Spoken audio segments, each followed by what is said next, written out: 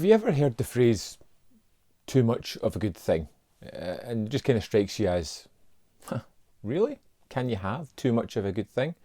Limitations are something like I guess everybody in their life really needs. Even from a younger age, I always remember being told, you can't always get what you want.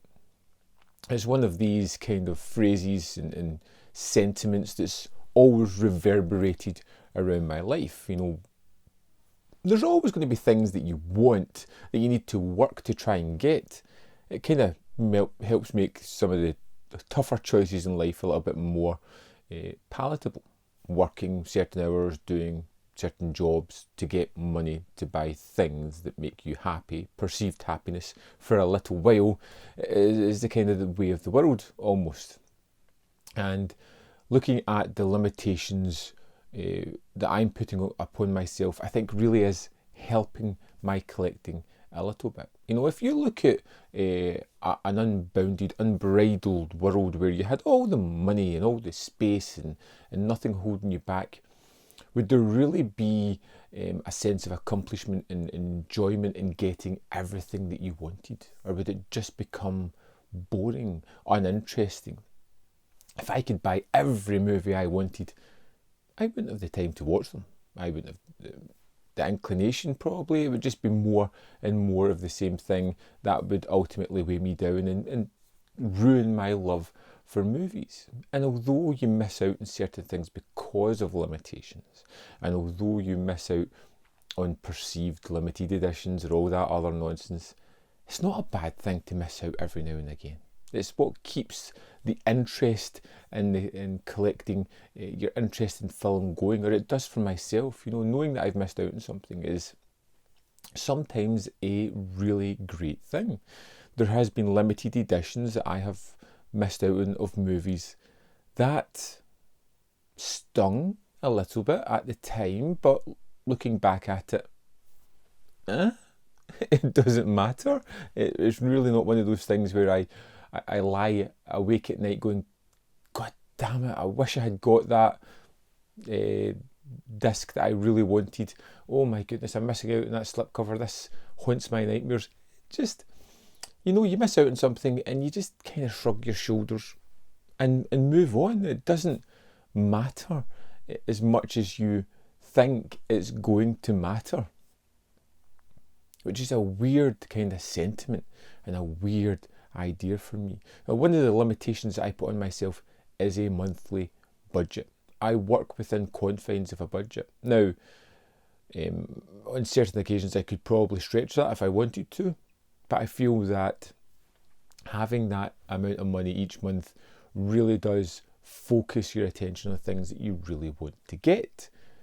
And I kind of work off a spreadsheet as well. I have it broken down.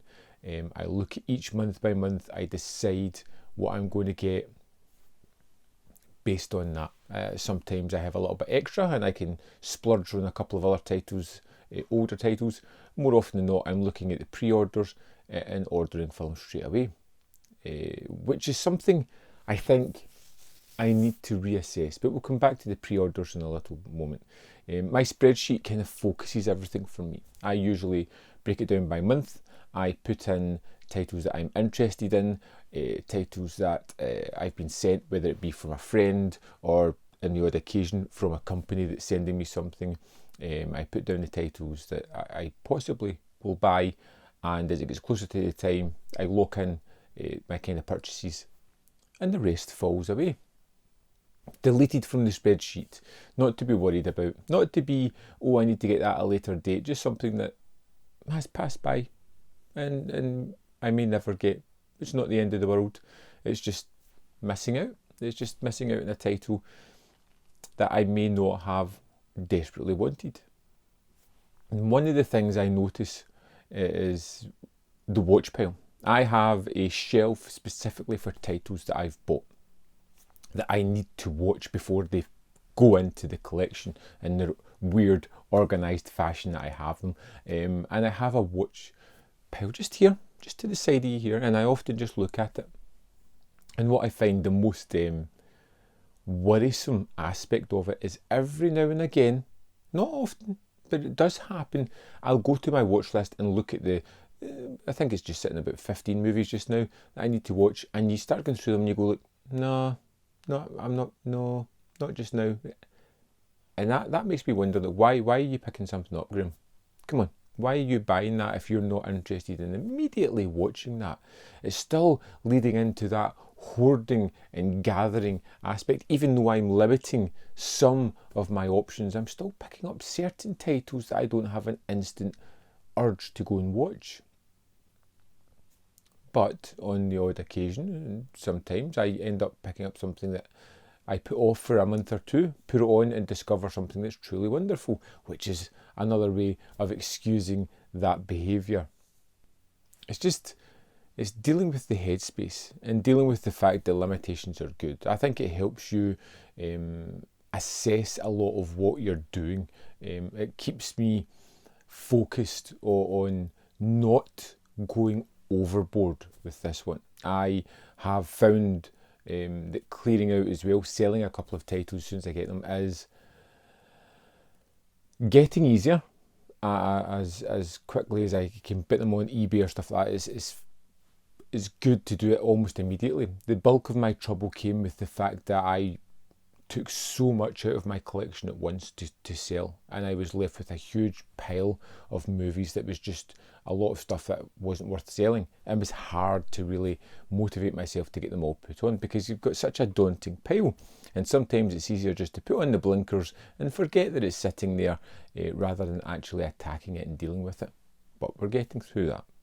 I have sold titles, I have moved stuff on, but I'm often wondering about my spreadsheet idea and maybe posting it online, or maybe doing a review and breaking down my spreadsheet, showing you guys how much I've actually spent in a year on Blu-rays, what I moved on, what was our decisions I rue, maybe on a month-to-month basis even. I don't know if this is something you guys are interested in, seeing how crazy a collector can truly be. But I'd love to know your idea on limitations. Do you limit yourself to a budget? Do you have any criteria that fall under what you're going to buy? What do you do when you have one of those really exuberant months where there are so many titles that you want? I know April is a month like that. There's a lot of things there. Usually for me, it tends to be October, which becomes one of those months where you're like, wow, why are all these coming at once? And what do you do when you get to those kind of situations? What do you do when you have a month where your budget is decimated by one title? I know that's coming in June when the Shaw Brothers Volume 2 set comes out. That's going to be the bulk of my budget, or all of my budget for that month. What do I do then? Anyway, let's just get on with the rambling. I want to hear what you guys have to say about this subject matter and the limitations that you put upon yourself. So, of course, let me know in the comment box. Let's have a conversation. Let's talk about my neuroses in collecting. Poke fun at me if you must. But I really want to know what you guys do with your limitations. As always, there's more content up here if you want to see more of that. There's a little like button down there. Don't limit yourself to not pressing it. Just click that like button and magic happens. And if you want to support this crazy ramblings of a collector, you can join me on Patreon or the membership program for as little as 99p a month, which equates to like £12 a year. It's not even the price of a new Blu-ray. Thanks for watching, and see you next time on Man v Film.